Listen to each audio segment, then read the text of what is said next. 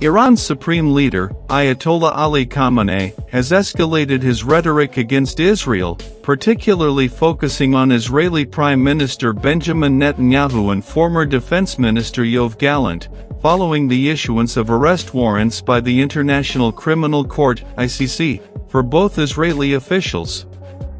Khamenei has publicly dismissed the ICC's actions, claiming that the warrants were not sufficient and calling for their prosecution. This statement was made during a speech to members of the Islamic Revolutionary Guard Corps, IRGC's Basic paramilitary force, a group known for its significant role in Iran's military and political influence, especially in the Middle East. Khamenei's comments represent a significant intensification of rhetoric against Israel. He stated that Israel, which he referred to as the enemy, would never be able to achieve victory in either Gaza or Lebanon, regions where Iranian-backed militant groups, such as Hezbollah, operate in opposition to Israeli forces. The speech also served as a rallying cry to bolster Iranian nationalistic and anti-Israel sentiments, particularly amid ongoing hostilities and complex geopolitical challenges facing the region. The ICC's arrest warrants against Netanyahu and Gallant come in the wake of allegations that both figures are complicit in war crimes in Gaza. These accusations are part of a broader investigation into Israeli military actions during the ongoing Israeli-Palestinian conflict, which has resulted in significant civilian casualties and damage, particularly in Gaza. However, the move has been met with strong resistance from Israel, with the Israeli government rejecting the ICC's jurisdiction and criticizing the court's actions as politically motivated.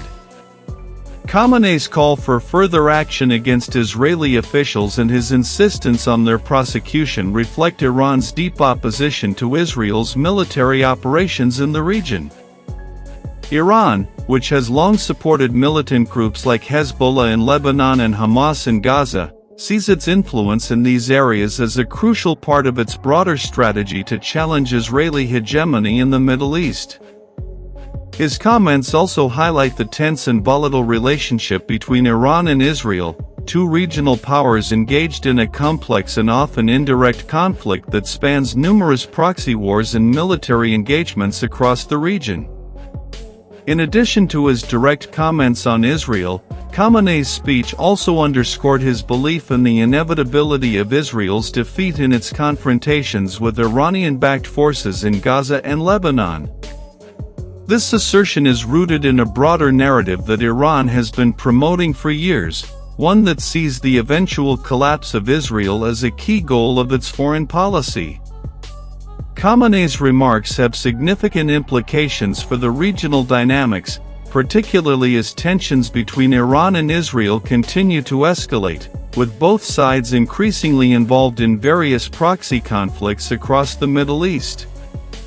The Iranian leader's comments also align with the broader geopolitical environment in the region, where tensions between Israel and its adversaries, including Iran, are at an all-time high.